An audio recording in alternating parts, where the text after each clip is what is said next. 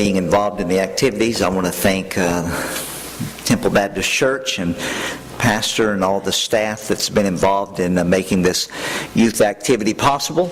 I know that you young people enjoyed. Have you all already started school? Am I right about that? All the schools have already. No, some of the schools haven't started, but the ones that have already started, I'm sure you enjoyed a day out of school and had a great time getting out of class for a day. And I appreciate your being here tonight. I want you to turn your Bibles to the book of Proverbs. Book of Proverbs, chapter 27. Proverbs, chapter 27. Did everybody receive a piece of paper before the service started? Who did not get a piece of paper? Raise your hand. We'll get one to you right quick. All right, if somebody can help me, who's got the paper? We were supposed to get one to all the different youth workers, and looks like we missed about half the crowd. So let's quickly get one to everybody. Keep your hand up, and we'll get a piece of paper to everybody that we missed. All right, keep your hand up quickly. Let's do it quickly. Just give them a big handful at the end of each row and let them pass it down quickly so we can make sure everybody's got a piece of paper. And I hope you can find a pen or a pencil somewhere. If you've got an extra one in your purse, hand it to somebody next to you. Keep your hand up till you get a piece of paper.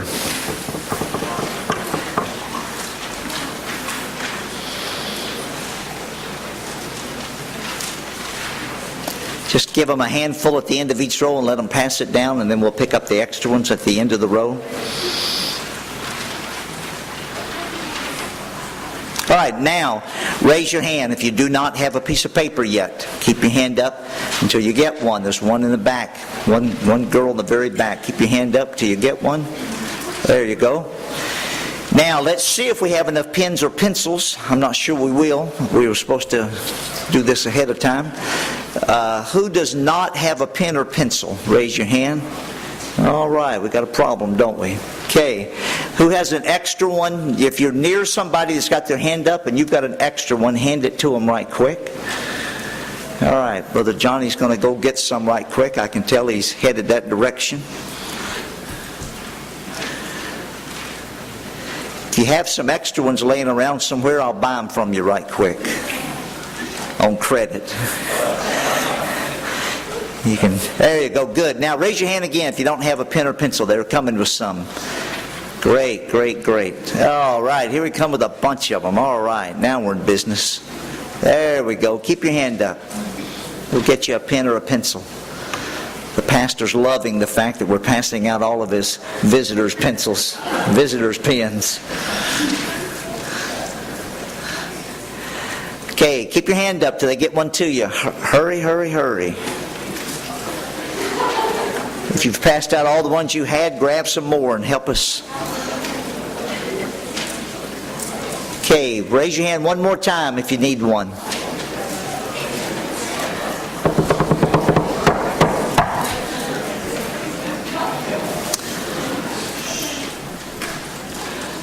Everybody have one now?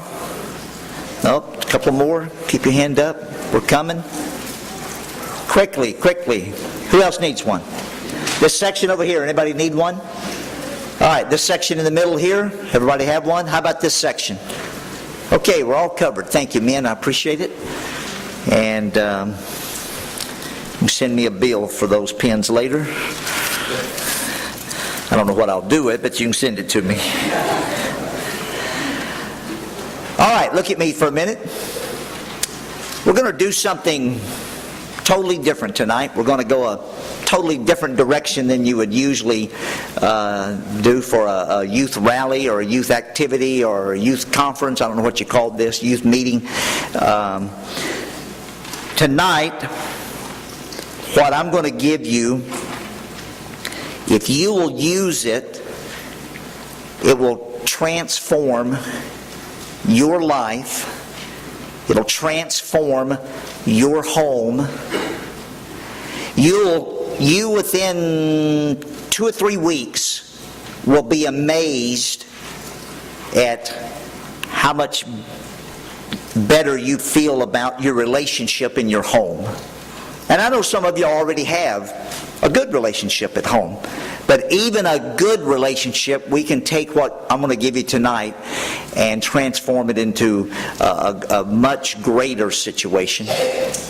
I'm going to begin in Proverbs chapter 27. I'm going to begin with verse 5. Now, I'm going to ask you to keep that piece of paper and that pencil. The first several minutes, I'm going to ask you not to write down anything. Just look at me, or look at your Bible, or look at me and listen very carefully. And then I'll tell you exactly what to write down. A few minutes from now, I'll tell you exactly what to write down.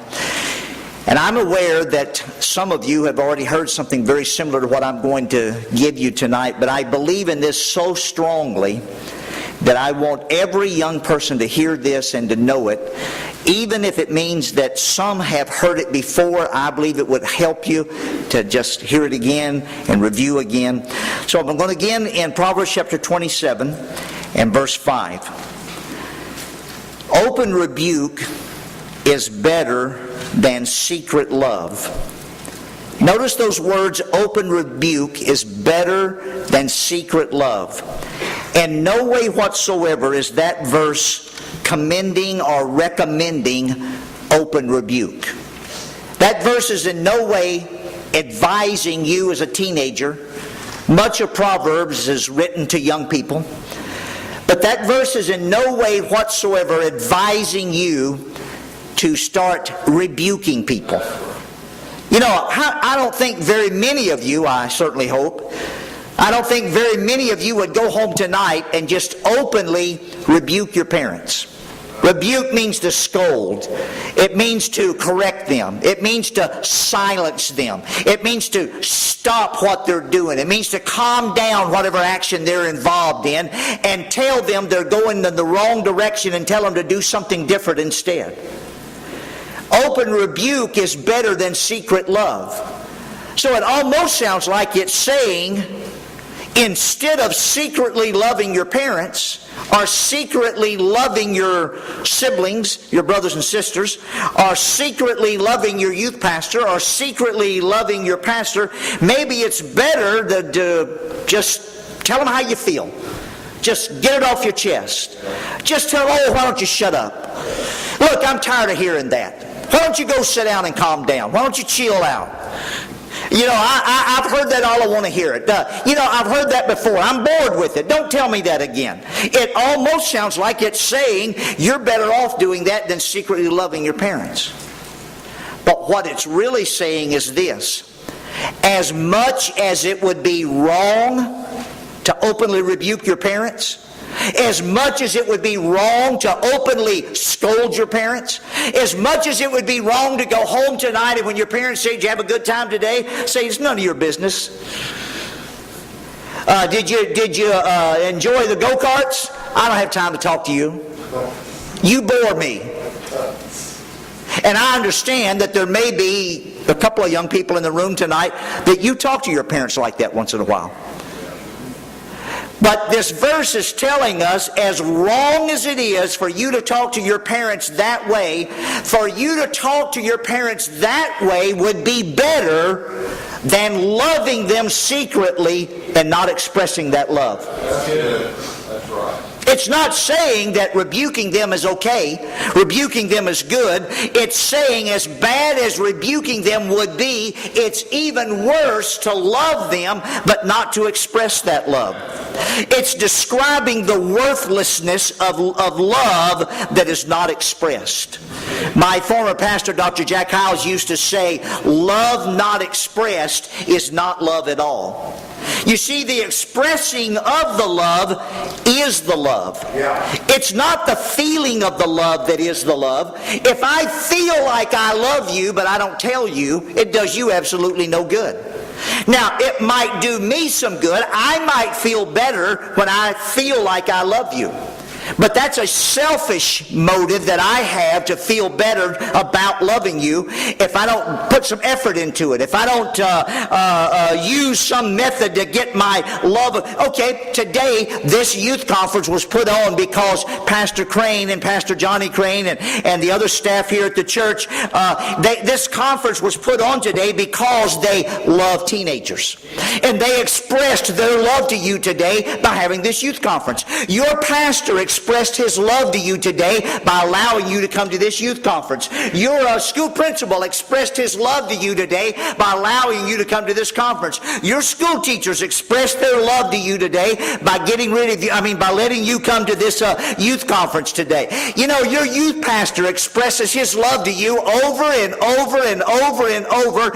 Every time he has an activity, every time he does something for you, every time he gets on a go-kart and nearly kills himself and to show you that he's willing to have a good time and enjoy himself with you and get in there and interact with you and so forth. You know, he's expressing his love to you. If your youth pastor sat in his office and said, I love teenagers. Boy, I really love teenagers. Man, I love teenagers more than I love anybody else in the whole world except my own family. Boy, I love teenagers. And if he even got out a piece of paper and wrote it down, I love teenagers, and put that piece of paper back in the desk drawer, it would do you absolutely no good. Love is not something that I have. Love is something that I do, something that I give. If I feel like I love you, if I keep that feeling inside of me, that's something I have in me. That's not love. Love is something that I express to you. Love is like faith. Faith is an action word. Faith is not based on how you feel. Faith is not based on what you think. You know, sometimes we go to church and we hear a good sermon and we say, boy, my faith was increased tonight. Did you do something more after you left church? If you did something more after you left church, then your faith was increased. But if you just felt different than you did when you got to church, your faith wasn't increased. Faith is not how you feel on the inside or what you think in your brain. Faith is what your feet do. Faith is what your hands do. Faith is passing out a tract. Faith is witnessing to somebody. Faith is giving your tithe. Faith is giving an offering. Faith is packing your stuff and moving to another town to do something for God. Faith is surrendering to be a missionary. Faith is surrendering to be a preacher. Faith is signing up for one of those classes he talked about a while ago and learning how to do something for God. Faith is not what you feel, it's what you do. Love is not how you feel, it's what you do. For a teenager to not express his love to someone like his parents, he would be better off to openly rebuke that person. You would be better off tonight going home and saying to your parents, I'm sick and tired of the way you've been running this house, and I'm going to tell you how I want it run from now on. Now, if your dad's like my dad was, you better back up a little bit before you say that. But as ridiculous as that would be, it's worse for you to sit here in this room tonight and say, boy, I love my parents. Boy, I appreciate my parents. Boy, I have good parents, and I'm glad I do, and I'm grateful. And I know they're not perfect. They've made some mistakes probably, but I'm not smart enough to know what the mistakes are. And so I just love them and appreciate them, and I'm glad I have good parents, and I'm glad I have the parents I do. But for you to never say that to your parents, and never express that to your parents, and never say thank you, and never say I appreciate that, and never say, boy, I'm glad you love me, and I appreciate our home, and I appreciate the fact you take me to church. Much more than you would not openly rebuke your parents, you should express your love to them. Let me take the one case that I've already referred to several times, your parents. And let me show you how you should make a science out of expressing your love to your parents. Or let me show you tonight how you should make a science out of developing the ability to express your love. Now, I know there's some teenagers here tonight, you're like I was when I was your age. I mentioned this morning, I didn't get saved till I was 15 years old. I didn't go to church much before that. I did when I was a little child, but during my teen years and so forth, I had not gone to church at all, and I didn't know anything about expressing love, especially to my parents, and appreciating them. And up until the time I got saved, I don't think I had ever one time in my life written my parents any kind of a thank you note. I don't know for sure I'd ever said, thank you for that new ball glove, or thank you for those new cleats, or thank you for that new saddle for my horse, or thank you for this. I don't know if I'd ever expressed any appreciation to them. If I did, I don't remember doing it. There may be some here tonight that you would like to express your appreciation to them, but you just don't know how. I mean, you really and truly you just don't know what to say. You don't know how to do it. If you were going to express it, you wouldn't know how to express it. And I know someone may say, but Brother Young, I don't want to be hypocritical. I'll be honest with you, I really don't feel the way that you just got through describing. I really don't feel much appreciation for my parents. Either my parents have struggled with life and they don't go to church, and they just, well, things are not good in our home, and or I'll have to admit, I'm just struggling with life, and I just haven't gotten to the point yet where I really know how to appreciate. And you know, Brother Young, I really don't feel that way, so I don't want to be hypocritical about it. I don't want to tell them I love you. I don't want to tell them I appreciate you. You know, Brother Young, if I just felt that way, then maybe I would express it. You've got it backwards. You don't express it because you feel that way. You express appreciation long enough until you finally feel the appreciation. You express love long enough until you finally feel the love. We get it backwards. We think, okay, if I sit in the corner and say, I'm going to love, I'm going to love, I'm going to love, I'm going to appreciate, I'm going to appreciate, I'm going to appreciate, and if you say it long enough and maybe write it down as many times as you need to, then someday I'll feel that way. You've got it backwards. If you will express your love to somebody, if you will express your appreciation to somebody because it's right to do, because you should do it, and if you do it over and over and over and over, you know, someday you'll begin to feel that love that you've been expressing to them, and someday you'll begin to feel that appreciation that you've expressed to them. And by the way, you say, well, Brother Young, if my parents would treat me different, I might be willing to feel that way, or I might be willing to express it to them. Do you know that there are more places in the Bible where the follower is commanded to work on the relationship between a follower and a leader than there are places in the Bible where a leader is commanded to work on the relationship of the leader and the follower? You know what I'm trying to say is, it is more your responsibility as a young person to love and express appreciate your love to your parents than it is your parents' responsibility to love you and express that appreciation to you. And I know sometimes you say, well, Brother Young, if my dad would just love me a little bit more, if my mom would just love me a little bit more, or if they would just tell me more often, or if they would just express it more often. You're commanded as the follower to work on that relationship being right more times than the leader is commanded to work on that relationship being right. So tonight, what I want to do is I want to take one area of the Bible, just one. We're not going to be here long tonight. We're going to take one area of the Bible. And you know, most things that are in the Bible are there one time. And if God says something one time, we ought to do it. God shouldn't have to tell us more than once. That was one thing that was true in my dad's house. He never told you twice. I mean, the first time he told you to do something, you did it, and if you didn't, before he told you the second time, he was expressing why you should have done it the first time.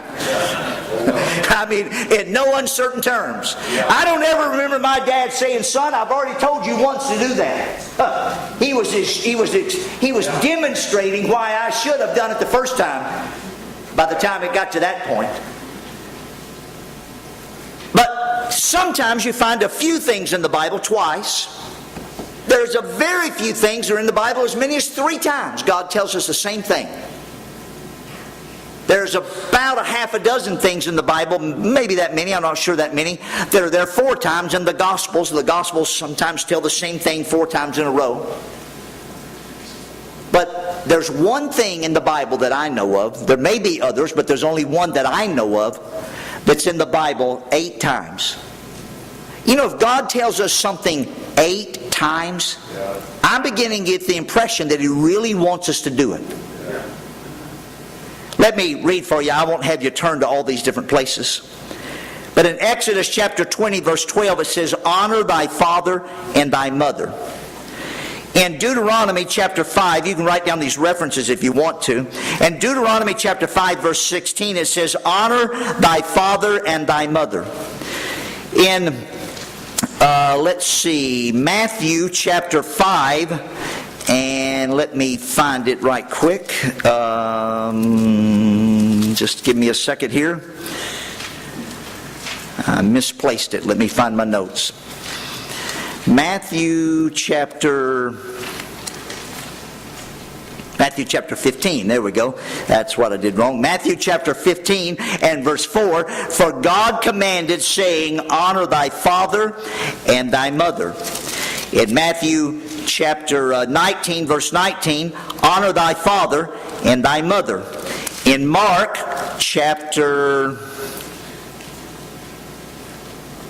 10 and verse 19, thou knowest the commandments, do not commit adultery, do not kill, do not steal, do not bear false witness, defraud not, honor thy father and thy mother. In Luke chapter 18 and verse 20, honor thy father and thy mother. And then the famous verse that you're all very familiar with, Ephesians chapter 6 verse 2, honor thy father and thy mother, which is the first commandment with promise. If God tells us 8 times in the Bible that He wants us to do something, I get the idea, I get the feeling that it's something that He really wants me to do. Not one time are you commanded in those 8 times that He commands us to honor our mothers and fathers, does He ever one time say, I command you to feel like doing it. Not one time does He ever say, I command you to feel like you want to do this. He just simply says to do it. You know, when my dad used to tell me to mow the grass, he never one time told me to enjoy mowing the grass. He's told me to mow the grass. You know, when we used to have a cow and some calves on our little farm, and my dad would tell me to go milk the cow, he never one time said, son, I want you to go down there and enjoy milking the cow. He never one time said, son, I want you to go out there and enjoy planting the garden. Son, I want you to go out there and enjoy digging up the sweet potatoes today. No, He just simply said, this is what you're supposed to do. And God never one time told us to feel like doing it. He simply commanded us 8 times, honor thy father and thy mother. And by the way, He said that with this commandment, He made a promise that if you will do this, you will be long upon your land. Now, what He means by that, He doesn't mean that you will necessarily live to be older than somebody else. What He's saying is, if you as a group of young people, if your generation will honor your mother and father, then there is a better chance that your generation and your children and your grandchildren will have a chance to live upon this land, to stay here in America. Do you know there's nothing that guarantees the fact that America will always be here like it is today? Right. You know, in your lifetime, or I think probably most of you in your lifetime, we were attacked here in America, on American soil for the very first time ever, other than in Hawaii back in 41. But I mean, here on the continental United States, we were attacked by a foreign country for the very first time, and they knocked down our Twin Towers, killed over 3,000 people in one attack right here in our country. And you know, there's nothing that guarantees that won't happen again, except this promise. You know, we don't have enough military power to keep another nation from attacking us.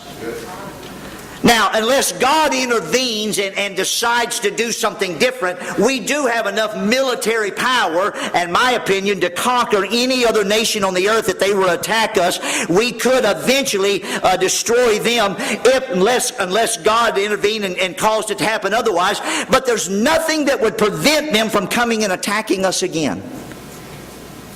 And God could, in the blink of an eye, give some other country the advantage over us if He wanted to. And there's no guarantee that your children and your grandchildren will get to live in the same kind of free country like you live in today, except for this promise. Honor thy father and thy mother, that you may live long upon the land. So love is not how I feel towards someone. Love is what I'm willing to do for someone. So I'm going to give you a well-calculated plan tonight and help you know how to honor your parents when you get home tonight. When you get home from this conference, you will know how to begin the process of learning to honor your parents. And I know somebody says, well, Brother Young, I already honor my parents. I'm not rebellious. That's not honoring your parents. You say, well, I already honor my parents. I always obey them. That's not honoring your parents. You know, in Ephesians chapter 6, verse 1, it says, children, obey your parents in the Lord, for this is right. Period. That's the end of that sentence. And then the new sentence says, honor thy father and thy mother. Any child can obey their parents. In fact, every child ought to obey their parents. But as I told you this morning, you're not a child anymore. You know, to just obey your parents, you should have learned that by kindergarten. You're not in kindergarten anymore. You're junior high now. You're not in kindergarten anymore. You're high school now. You're not kindergarten anymore. You're a senior in high school. By this time, you ought to know how to do more than just obey your parents. You know, when you obey your parents, that's them initiating something and you responding to it. That's them saying, clean your room. Yes, ma'am. Go wash the car. Yes, sir. Clean out the garage. Yes, sir. Stop doing that. Yes, ma'am. You should have learned that by kindergarten. Now you ought to get to the point of where you're ready to initiate something between you and your parents that you start. Not that you wait until they teach you how to do it. Not that you wait until they say, okay, today's the day that I'm going to command you to honor me. That'd be ridiculous. This is something you've got to initiate. So what I'm going to do tonight is I'm going to give you a well-calculated plan on how to honor your parents, not just obey them, but honor them.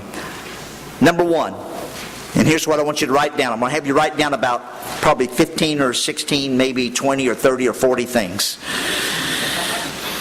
Number one, as soon as you see your parents, here's what you write down. Hug them. Just write down the words, hug them. As soon as you see your parents, when you get home tonight, hug them. If they come here to the church to pick you up, go out to the car and give them a hug. If they come into the building to pick you up, as soon as you see them in the hallway, right in front of your other friends, right in front of your youth pastor, right in front of everybody else, just give them a big hug. If you meet them at your church when you drive back to there tonight, when they get out of the car to meet you at the bus, give them a big hug. If you somebody takes you home tonight and they come out on the porch to wave goodbye to the person that brought you home, don't wait till you go in the house. Hug them right there on the porch. And by the way, fellas, when you do, hold your mother very tight. I don't want her to get hurt when she faints and falls down. You say, oh, Brother Young, I'm too big for that. No, you're not big enough yet. Number one, give them a hug. Number two, say the words, write this down, I love you.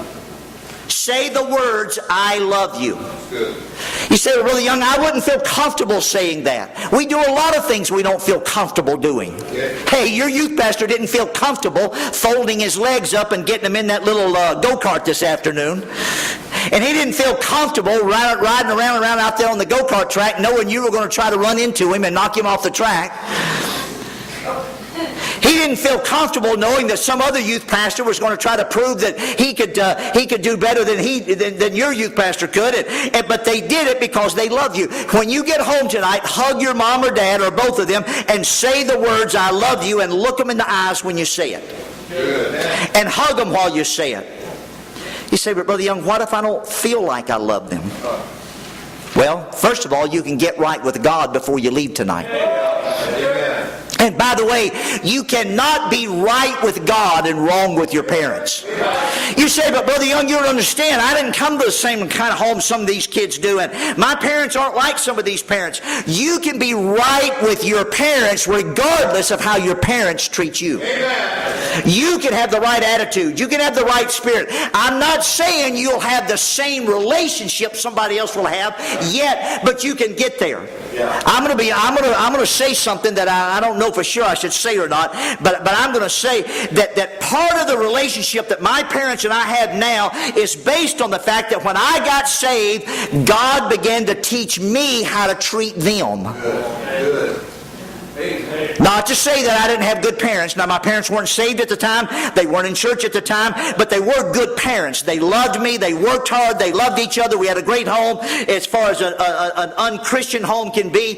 But part of the relationship that my parents and I have today, I mentioned this morning, I wrote a book about my father.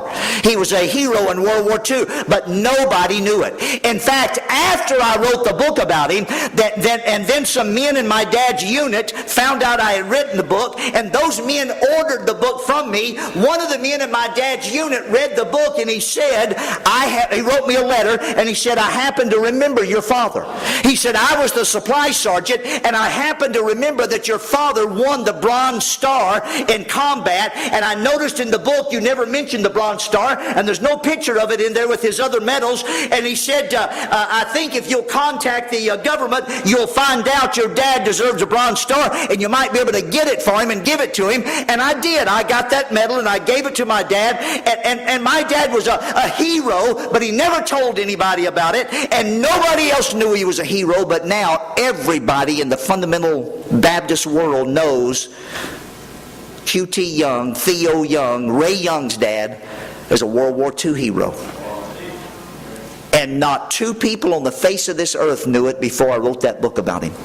Now, you may never write a book about your mom or dad, but you can make a hero out of your mom or a hero out of your dad, at least in your home and maybe in your church and maybe among your family and maybe in your community. There's no telling what God might lead you to do, but it starts with you having the right attitude and wanting to honor your parents.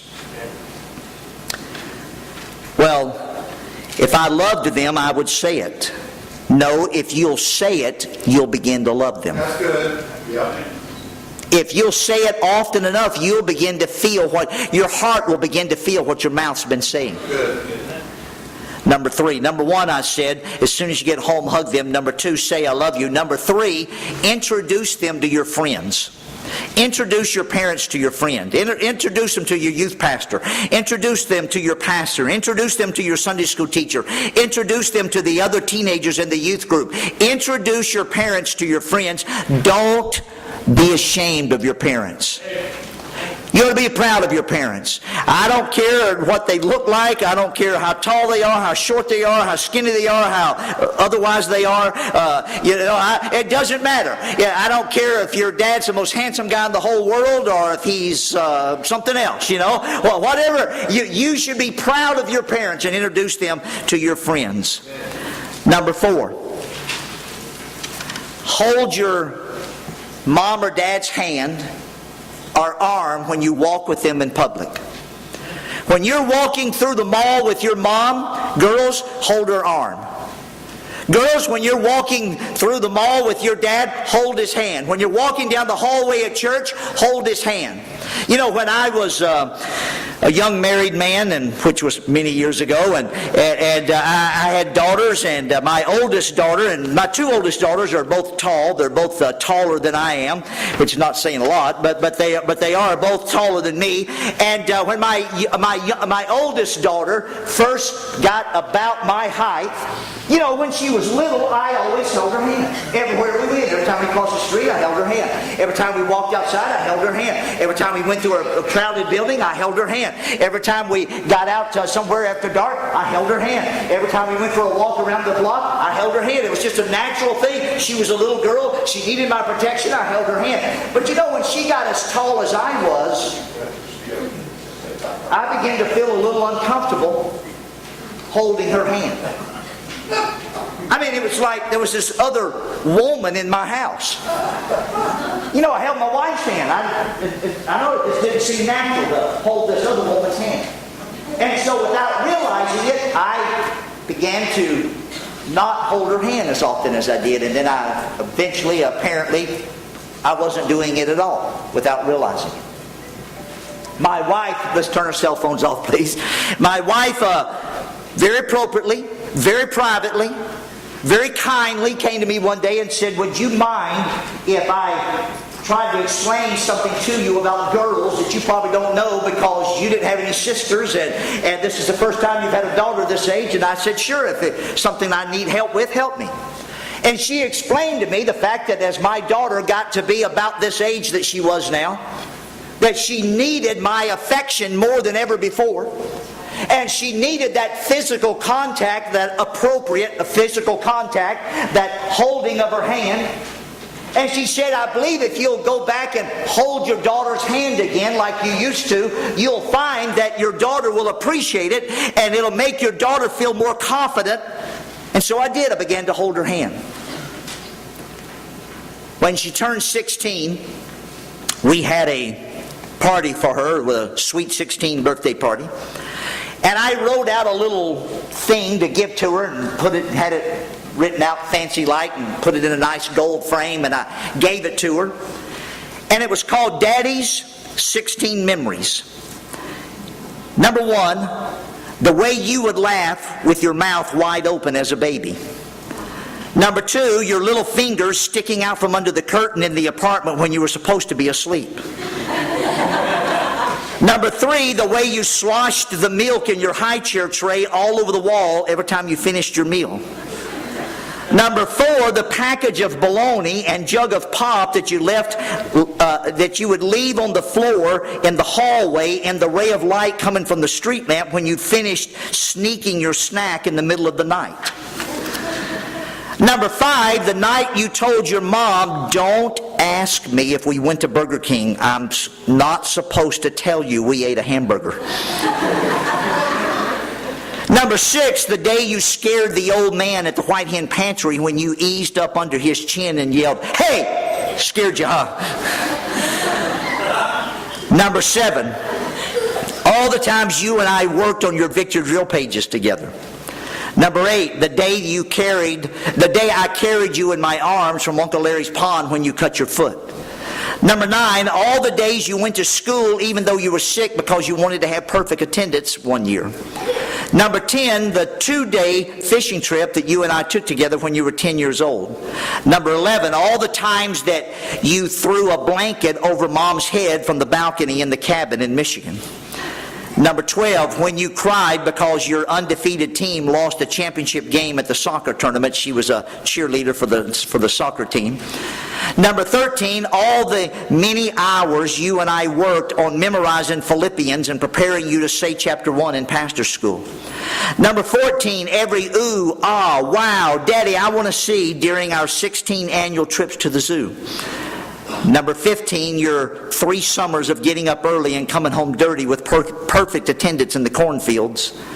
And number 16, and the way you always want to hold my hand or arm when we walk together. A few years later, when I turned 40, my daughters got together and my wife, and they had a 40th birthday party for me. Now, I know it shocks you that I'm already 40. I know I don't look like that. But about 2 years ago, when I turned 40, best I can remember, that's about how long it was. My daughter wrote a poem and had it written out exactly the way I wrote out the 16 memories and put it in the same type frame and gave it to me on my 40th birthday. It was called Holding Daddy's Hand. When I was just a little girl with hair in braid or sometimes curl, my daddy was the cutest man. I loved to walk and hold his hand. I know that Daddy loved me so he always helped me learn and grow. My daddy was the strongest man. I loved to walk and hold his hand. My childhood has come and passed. It seems I've grown up quite too fast. My daddy is the greatest man. I'll always walk and hold his hand. When you get home tonight, I want you to begin the practice of every time your mom or dad go somewhere with you. Boys, if you're tall enough, put your arm around mom's shoulders while you walk with her. If you're walking through a place where it's slippery, it's wet on the ground, hold your mom's arm and keep her from falling, and don't trip her. That's what you do to your sister. Never mind. Number 5, find something you can do to help without being told or asked to do it. When you get home tonight, wash the dishes that are left in the sink. Tomorrow, get up and wash the car. Tomorrow or Monday, go mow the grass before Dad tells you to do it. This fall, when the leaves fall off the trees, rake the leaves. Hey, take out the garbage before Mom says it's time to do it. If there's some firewood out back that needs to be split and stacked, do it without Dad telling you to. Go get the ladder out of the garage and clean the gutters without Mom telling you to do it. Wash the windows. Wash your own clothes.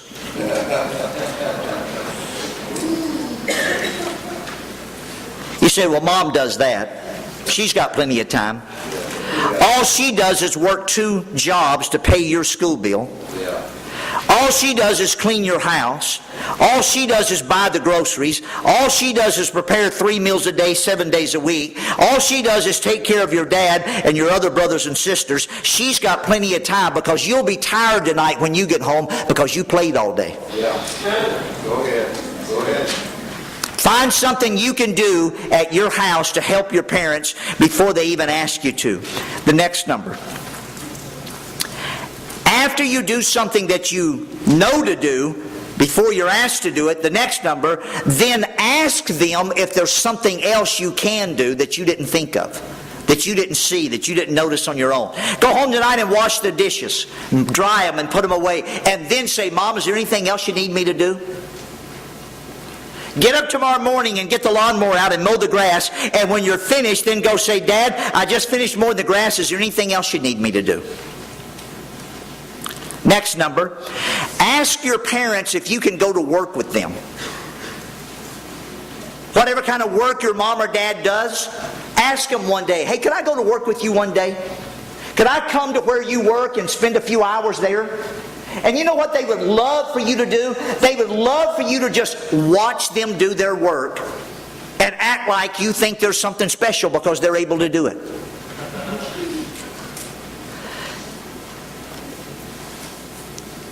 I don't know how often through the years I've driven past some construction site, and I've pulled off the side of the road and rolled down the windows and just sit there for a few minutes and listened to the sounds of that construction site, and remembered all the days that my dad came home with sawdust in his hair, sawdust in his ears, sawdust in his eyes. All the days he came home with blisters on his hands. All the days he came home, and I remember my dad had a long, skinny, very pointed knife. And I remember night after night after night, my dad sitting around the house digging splinters out of his hand from being a carpenter and working with lumber all day.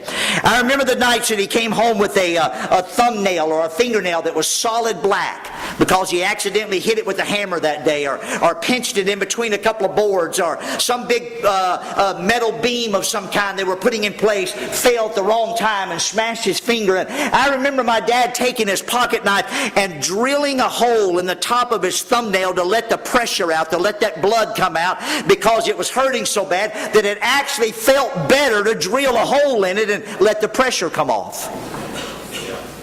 I don't know how many times I've sat there on the side of the road and thought about the night that my dad came home with one hand all bandaged because that day he cut the end off of 3 fingers in a table saw. I don't know how many times I've sat there on the side of the road and remembered the time that Dad came home with his other hand completely bandaged, I mean from here to here, because he accidentally let his hand run through a belt sander and took all the hide off the back of his hand.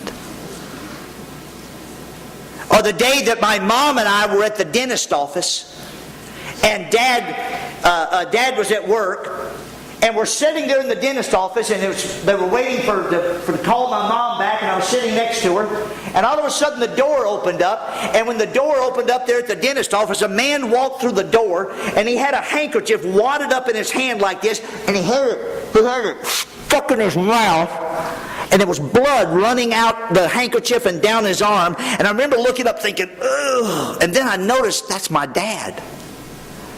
He had been at work.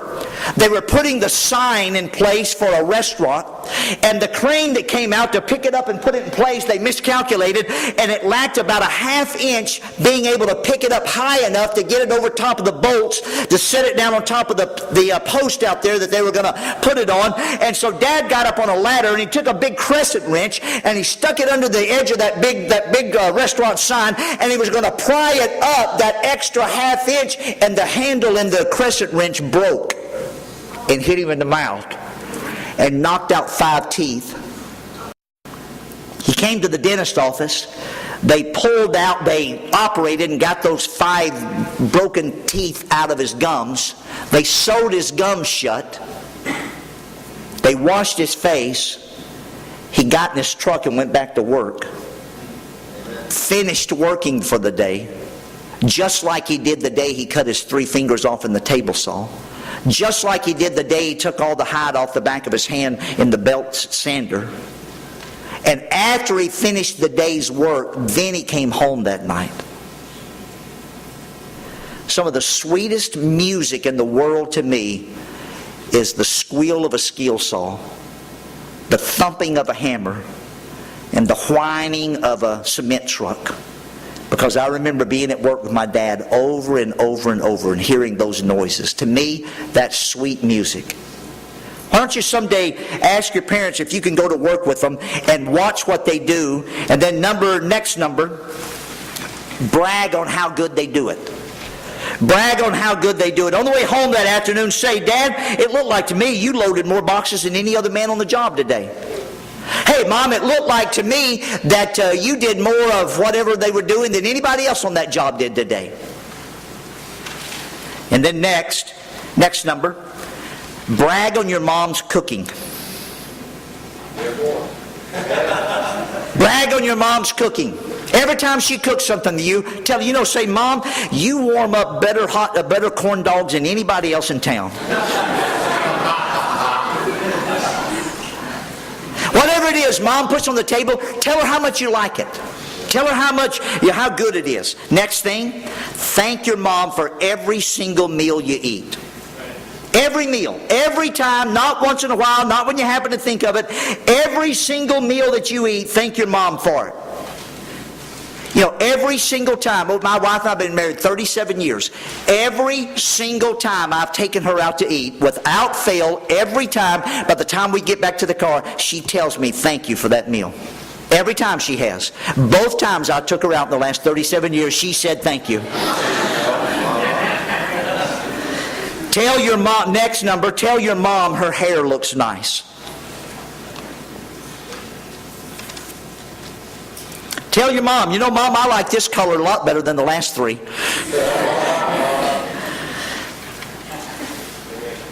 Tell your mom her dress is pretty.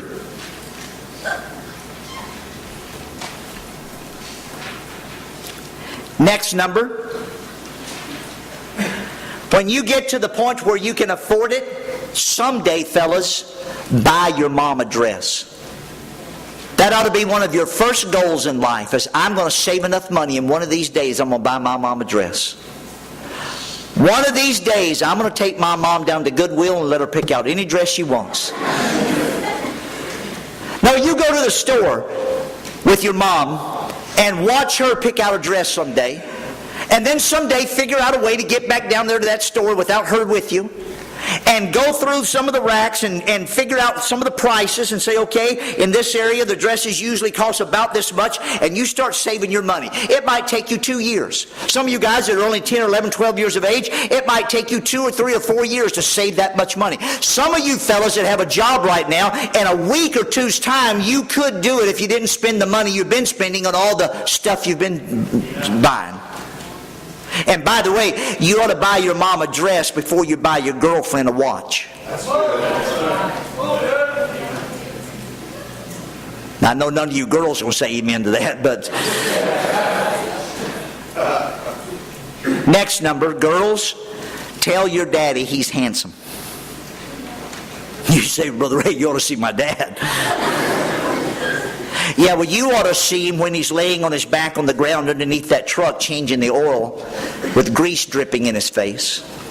You ought to see him when he's in the back of that truck in the hot summertime when it's inside the trailer, it's 110 or 120 degrees loading those boxes.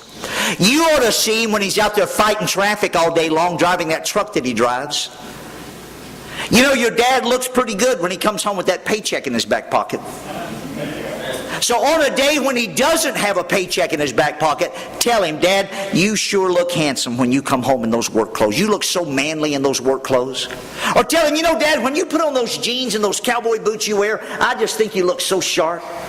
Or some Sunday morning say, Dad, that's my favorite suit. And that's the only one he owns, but tell him, Dad, that's my favorite suit that you wear. Next, stand up and give your parents your chair when they come in the room. When your parents walk in the room, hey, by the way, do it on purpose. If you know your parents are about to go in the den or the living room or whatever it is, what did you call it, Brother Williams? Is Brother Williams in here tonight? What did you call it, the lounge? The lounge, yeah. If your parents are going to go in the lounge, I think that's where you drink whiskey or something, you know. But if your parents are going to go in the living room and or the den and they have a favorite chair and you know they're about to go in there first. Sit down in their chair. And when they come in, say, oh, here, Mom, here, you can have this chair. And jump up and give it to her.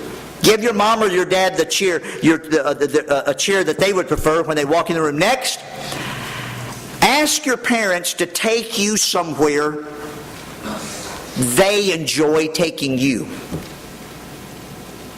Not somewhere that you necessarily enjoy. You may or may not enjoy it. It may be somewhere you used to enjoy when you were a little kid, but you don't really care for it that much anymore. You know a word that we overuse in America? All of us do, and I'm guilty of it as much as anybody else. We overuse the word fun. You know, hey, this is going to be fun. You know, I don't want to go unless it's going to be fun. Is that going to be fun? What are we going to do that's going to be fun while we're there? Now, today we planned some stuff that we thought would be fun. You know, trying to kill each other on the go-kart track. We thought that would be fun. But it didn't work. We didn't kill the ones we wanted to. But it doesn't matter if it's fun to you or not. Think of some place that your parents enjoy taking you. You could probably think of one. I don't know. Maybe it's some park they used to take you to when you were little. Maybe it's the zoo, or maybe it's down to the lake to feed the ducks, or maybe it's a place your dad used to like to take you fishing, or hunting, or golfing, or maybe out on bus visitation, or maybe down to the nursing home to conduct a nursing home service. Some place that your parents used to take you. Ask them to take you there again. Next number. Have your picture made with your parents. If you can afford it, go to a studio. You pay for it. And go to a studio and have your picture made. If you can't afford it at a studio, then get somebody to use their telephone or something and take a real nice picture of you and your parents. Next number, take a copy of that picture and frame it and give it to your parents as a gift. A picture of you with your parents, frame it and give it to them as a gift. And by the way, frame a second copy of it and put it in your bedroom. Put a picture of you with your parents in your bedroom, and someday when you leave to go to college, take that picture with you.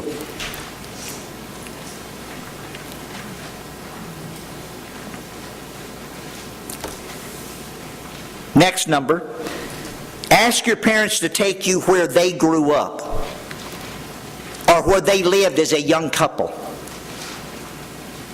Now, I know you're going to say, Brother Young, if I do half of this stuff, I'm going to be up for the next 72 hours straight. No. You're not going to do all of this tonight, but sometime in the next year, do every one of these things. Do everything on this list sometime within the next year. I guarantee you it'll transform your home. I guarantee you it'll transform your relationship with your parents. I guarantee you it'll transform your spirit and your attitude towards the rest of your family. And I promise you, the happiest person in your family will be you. Next, ask a lot of questions about your parents' childhood. Get them to talk to you. Ask them questions. Where they lived, who their friends were, what they played, how they worked. Ask them questions about their family. Ask them questions about their courtship. Ask them where they met. Ask them how they fell in love. Ask them when they knew they were in love. Ask your mom to tell you how your dad proposed to her.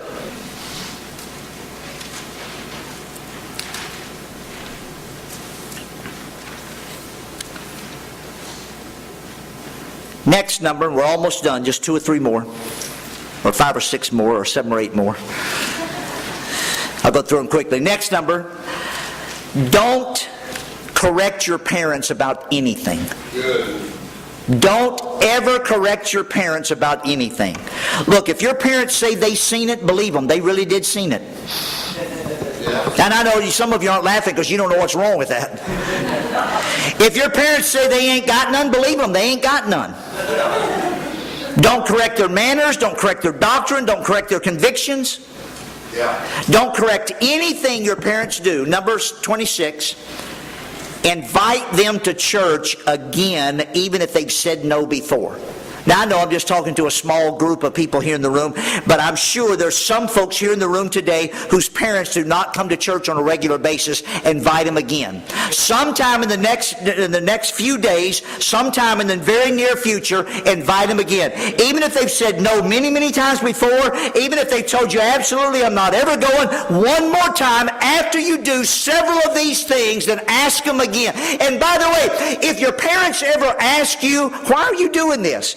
Well, just say, down at the church, they sometimes mention this kind of stuff. Don't say, well, I've got this outline here and it's point number 6. But give the church credit for the fact that you've learned how to be a better son or daughter. And then ask them again if they'll go to church with you. Don't ask them necessarily every single week, but ask them at least occasionally. Next, if your parents do go to church, sit with them at least occasionally. Sit with them. And I know in many churches you have a group, you have a section where the teenagers sit together, and I'm not opposed to that at all. But at least occasionally, at least several times a year, just go to your parents and sit down beside them and say, Mom, I think I just want to sit with you tonight. Hey, Dad, if you don't mind, I think I just want to sit by you tonight. Next number, boys or young men, take your mom out to eat and you pay for it. Invite your mom out to go out to eat and you pay for it. You be the one to save up your money. I don't care if it's Subway, McDonald's, Burger King. It doesn't matter. It doesn't have to be, the Grand Lux. Is that place? It doesn't have to be the Grand Lux. Just some place where you can take your mom to get some ice cream. Say, hey, Mom, if you'll drive, I'll buy. Let's go get some ice cream. If you can drive, if you've got your license, then you drive. And when you do, drop your mom off at the door. Stop the car in front of the door of the restaurant. Put the car in park. Go around, open her door. Escort her to the door. Then go back, get in the car, and go park it. Then come back, and when you get to the table, pull the chair out for her. Make sure you pull it out just enough where she can sit down, not so she misses it. Again, that's what you do to your sister.